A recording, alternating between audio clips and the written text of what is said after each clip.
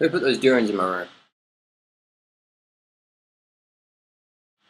Okay, so this morning I was at a running race and a friend I met a few weeks ago came up to me and said, Harley, I've been reading your blog and stuff and looked at your marathon time after I met you that time in Thailand, and I was pretty impressed with your marathon time. I didn't think a vegan could run that fast. I'm like, well, that was only a 2:57. That's not really that fast. You got guys like Mike Arnstein running the 2:28s and Scott Spitz 2:25s, 2:24s, Jeffrey Eggleston 2:14s.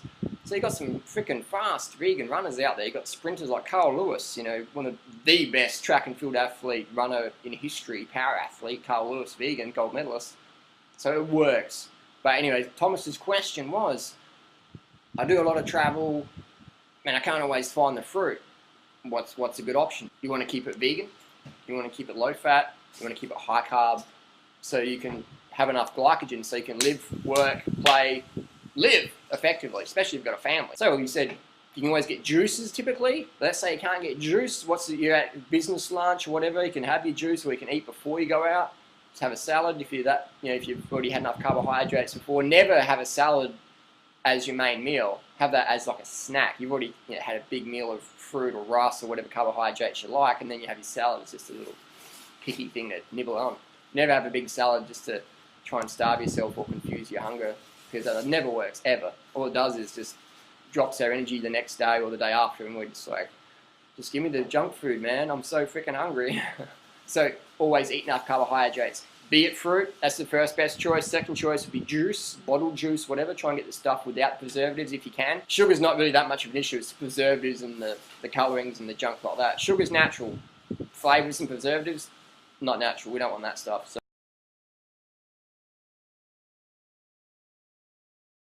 if you can, try and choose the juice with just the sugar and the water in there and the fruit. That's what you want. Let's say you can't get the fruit, you can't get the juice, you need your carbohydrates. We go with corn, we go with rice, we go with wheat pasta, whatever carbohydrates you prefer. You can always get them. Rice and soy sauce, rice and vegetables, steamed rice and veggies. You can get that anywhere in the world. So that's a great backup plan. Corn, things like that. The Kenyans, best runners in the world. Bananas, corn, rice. That's their staples. Keeps you fucking lean as fuck. Never eat the animals. Always avoid the oil. Don't have the fried rice, have the steamed rice. That's what we want. We want low fat levels in the blood.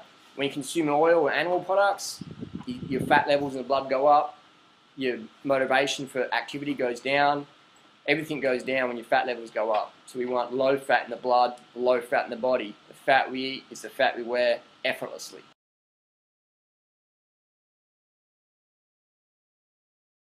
So I hope that makes sense. Fruit's the best, followed by juice, followed by rice, corn, pasta, things like that. Low fat, low sodium, high carbohydrate, vegan. I hope that makes sense. If it doesn't, post comments down below and I'll clarify it again.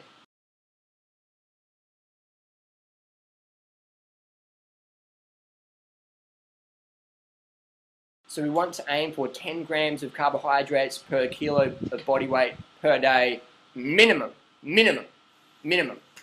Not less than that. Doesn't matter if you're not training that day or if you're just sitting in bed watching pot plants. Eat 10 grams of carbs per kilo body weight per day, minimum. 100%. That's what I do. That's what I've done for the last 10 years, man. And people always say, Harley, you eat too many carbohydrates. Harley, you're too skinny. And I'm like, put the two together. Exactly. You want to be lean? That's how I can get away with such little training. My body mass index is about in 2021. Perfect for running. So I can do jack all training and just eat my way to PBs, eat my way to the finish line. Awesome.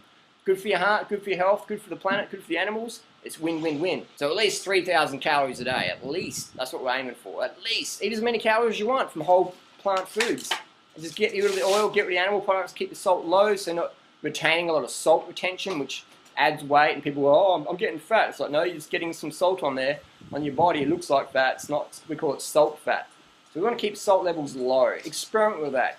Experiment with your salt levels high and low and ask yourself, what do I feel better with? Experiment, definitely. I encourage you experimentation. Be objective with it. Do a little bit of basic math. If you can't work it out, get your 8-year-old to do it. Get your 8-year-old to look up on the internet. Write in your foods what you've eaten that day. Get your 8-year-old to calculate the maths, and you're laughing. How cool is that? Internet. Love it.